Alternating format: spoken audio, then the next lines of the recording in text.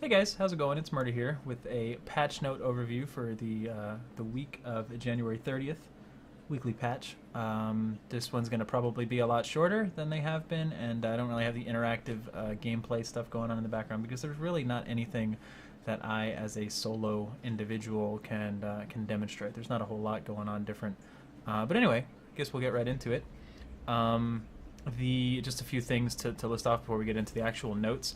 The membership certification benefit issue is still happening. It's still a problem. It's still bugged. It's still broken. It's still whatever you want to call it.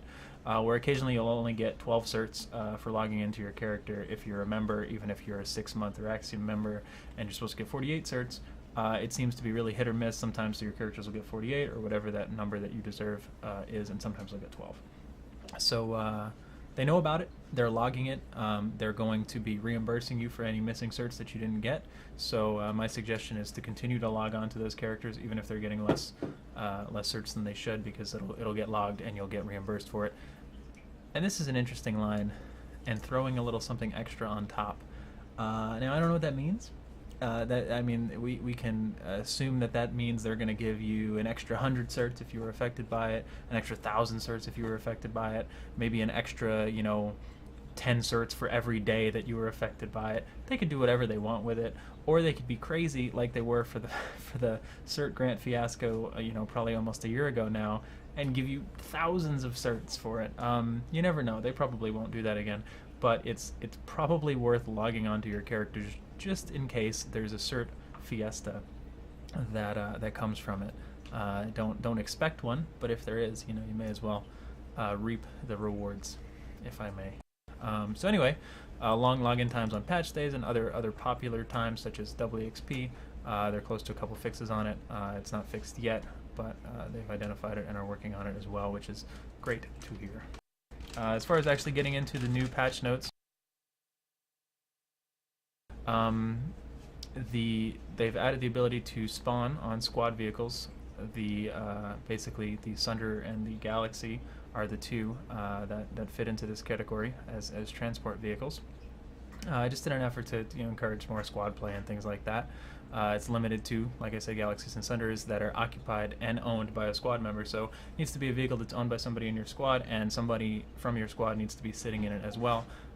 We tested this out on the test server a little bit. It's pretty cool functionality, and certainly helps out a lot, and makes for some interesting combinations of spawning people in galaxies in places that you wouldn't expect people to spawn into. Granted, it's only a squad, but you could still do a lot of hurt with an organized squad. So it should be interesting to see how it plays out.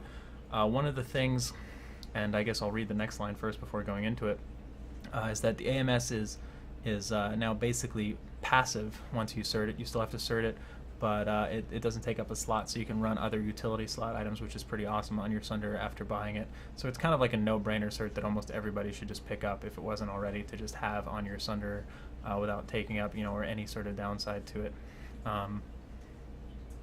And then there's also a squad vehicle spawn bonus to match the spawn beacon XP reward of a mere 10 EXP for people that spawn in your Sunder or Galaxy, so that can't hurt, right? But the thing I did want to mention is some quirky ways to use the Sunder, especially AMS/squad spawning vehicle. You can now combine it with gate, shield diffuser, which is pretty cool. And I suppose that doesn't necessarily always. It's not always going to benefit you in terms of the AMS, because most shields that you can diffuse, like for instance into a AM station or something along those lines, or tech plant, it's going to be a no deploy zone anyway. But in certain cases, some like outer base shields and stuff like that, it'll definitely be a viable thing to run, and I think that's intended. What may not be intended, or maybe it is, we knew about it from the test server, and apparently it's not fixed yet. I don't know. I haven't gotten on to play, so maybe it is intended, who knows, is that you can actually spawn in a squad Sunderer in no deploy zones, and I don't know if that's intended or not, but it creates some really interesting, clever use of game mechanics if you can spawn inside of a no deploy zone just by using the squad spawn and getting spawns into very odd places. So don't know if it's intended or not. Something to think about, something to give feedback on, and maybe it'll stay, maybe it'll get fixed, depending on that feedback. So just for what it's worth, if you see people popping up where you really didn't expect them, that's probably why. Either a crazily placed galaxy, or Sunder with gate shield diffuser, and or just in some weird no deploy zone area that you wouldn't have expected people to spawn at before. When you do spawn into the vehicle, it just like throws you in like the secondary seat or whatever, as if you were to just hop in the vehicle manually, by the way, if you haven't seen how it functions. So there's a few other changes. That's probably the big one of the patch. Just moved, added heat maps, basically allies and enemies, to your map filters. They added in some more WDS functionality. We'll be seeing another preseason here in the near future, and tried to just make the HUD and the maps more identifiable or information rich, especially to new players that don't know what's going on, or may have not even known that a WDS, a World Domination Series, if you are unfamiliar with the term, which they had a preseason for a few months back, is happening. Basically like a mega alert, a big event that lasts a couple of weeks and things like that. They also refined the lattice lines slightly, if you're wondering why they look differently and you're somebody who notices things like that, and you're not crazy. And then there's again a deploy kill bonus for vehicle owners who now receive 50 EXP per kill when passengers exit the vehicle and then kill people. I honestly didn't even know that there was a 5 EXP per kill for this in the game, but apparently it's now a little bit more, or a lot more if you look at the comparison, but that's there, which probably makes sense. And there's going to be automated warp gate rotations. They were something that they tried to fit in like every major patch for a while. Sometimes forgot about them, sometimes skipped them, but now it looks like they're going to happen on a regular basis. We don't know if it's weekly or monthly or bi-weekly or whatever.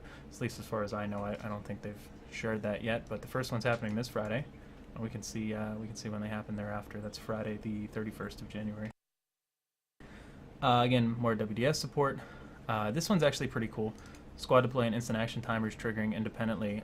It was always kind of something where if I was in a squad and I was doing squad-related activities, I'd almost always use the squad deploy, and if I wasn't, I'd obviously have no reason for it. I'd almost always use instant action. But when I was in like those mutually exclusive situations, I would find myself wanting one or the other, but feeling like I needed to use the one that made more sense. So actually having instant action up, regardless of that, now is probably a pretty good change. I like it. I like checking instant action just to see where it wants to take me.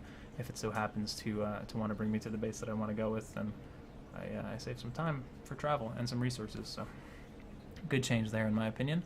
The bug fixes I think are pretty straightforward, probably not even worth reading every line. Just some simple stuff. Same with performance and tech. More crash fixes, more server performance optimization, which is always great to hear. Reduced voiceover quality a little bit to improve memory usage. Anything to improve memory usage I'm a fan of. The game does soak up a bit of memory. I doubt that this is something that I'll really notice the difference on, but if you do, let us know, right? That's why. So anyway, that's patch notes for now. Pretty short. Sorry that I didn't have anything to really give you a more hands-on graphical-based approach with like I have for the previous patch notes, but I will when it makes sense. But either way, thanks for tuning in. Just a quick heads up that this weekend's going to be my birthday weekend, and because of such, I'm still working Saturday, and I probably won't be streaming Saturday evening, doing things in real life, if you will. But Sunday I'm going to try to set aside to still stream all day long, maybe do like a birthday stream or whatever, try to get like a good 12-hour stream or something going at least, and hopefully have a lot of you guys come and hang out, see if I maybe can't do a giveaway or two or something like that in the process. If I get some more details ironed out of what we might do, I'll let you guys know. But anyway, tune in. If not for the birthday stream on Sunday, February 2nd, then just in general, because most days out of the week or the month or whatever, I try to stream, even if it's only for a few hours after work. So head on over to ItZMuRdA.com and check me out over there. I really appreciate the support, and I will see you guys over there. Thanks. Have a good one.